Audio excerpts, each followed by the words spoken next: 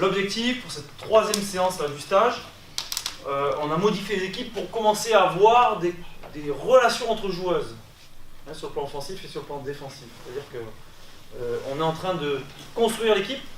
Voilà, on a déjà vu 2 séances de vous, on avait déjà vu l'interdistrict. Donc cette troisième séance, on continue à construire l'équipe.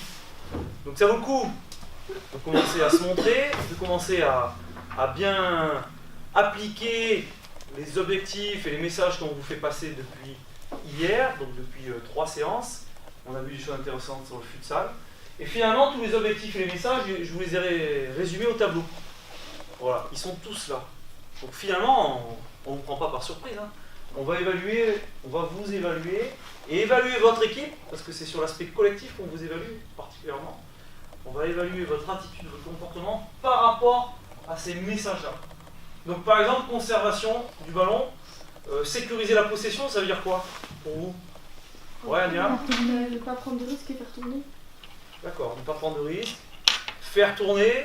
Quoi d'autre? Sécuriser la possession. Emma? Mettre le ballon à l'abri. Voilà, ça veut dire quoi mettre le ballon à l'abri quand on fait un match de foot à 11? Ne pas la perdre. Ouais, ne pas la perdre. Quoi d'autre encore? Anaïs? Calmer le jeu. Calmer le jeu. Ça veut dire que on prend son temps avant d'y aller.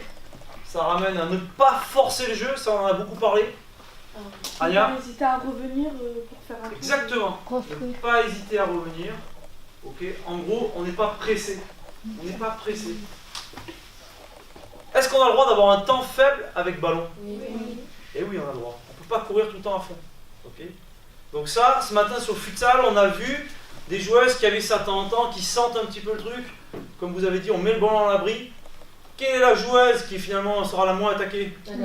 La gardienne. Donc on peut ressortir par la gardienne de but. Donc il faut que les gardiennes, il faut être très concernés par ce qui se passe. D'accord. D'ailleurs, les gardiennes, on demande le ballon à l'extérieur du but, parce qu'on ne sait jamais si vous ratez votre contrôle, il ne faut pas que le ballon roule dans la cage. Donc il faut le demander à l'extérieur du but. Il faut tout de suite prendre des informations pour pouvoir jouer. Ok. On a besoin de vous, les gardiennes. On joue à 11. On joue à 11. Donc il faut que vous soyez une solution de passe. Ok. Ensuite, mettre de la distance de passe, ça vous fait penser à quel moment? À écarter quand on attaque. Ouais. À quel moment précis on a parlé hier? Sur les touches. Sur les touches. Ok, on se met à 10 mètres, on ne vient pas écraser le porteur. Sur les 6 mètres. Sur les 6 mètres, pareil. On fait monter, d'accord, les défenseurs centrales, on fait monter le bloc. Il y a une joueuse qui décroche. Ouais. Sur le coup franc. Éventuellement sur le coup franc. Dès que sur le coup franc offensif, on la mettra devant le but. Donc ne pas forcer le jeu, on en a parlé. Jouer face à soi. On en a parlé à quel moment? Quand les deux ne comprennent pas le jet, bon, on remet les ballons. Exactement. L'autre, ils sont- De dos sur tournée, c'est difficile, surtout dans notre zone. Donc on joue face à soi, ça nécessite qu'il se passe quoi chez les non-porteurs de balle? Lisa? On appuie. Exactement, on se met en solution d'appui. Ok?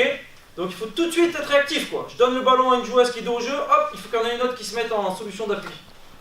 Ok? Ensuite, progresser. Vous voyez, hein, les messages qui sont marqués là, c'est ce qu'on a dit. Donc il faut progresser, justement, il faut s'améliorer là-dessus, sur ce temps de progression. Avant de recevoir, il faut ralentir son corps, sinon c'est compliqué. Ok. Ensuite, mettre de la vitesse. Comment on met de la vitesse quand on a le ballon? Alors vas-y Rachel. Tiens, c'est un bon exemple que toi tu prennes la parole. Comment on met de la vitesse quand on a le ballon? Ah, ben on va provoquer et faire une passe. Et après se déplacer. Il y a mieux. Anya, On met de la vitesse en claquant nos passes. pourquoi pas? Qualité technique. Mais il y a encore mieux, Anaïs. Limiter les touches de balle. Exactement. Ah, On réduit le nombre de touches de balle. Si vous voulez mettre de la vitesse, on réduit le nombre de touches de balle. Après, tu as raison, hein.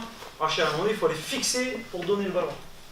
Ensuite, Rachel, c'est pour toi celui-là. Donner, se déplacer. Ok? Tu deviens, mais c'est pareil pour les autres joueuses, hein.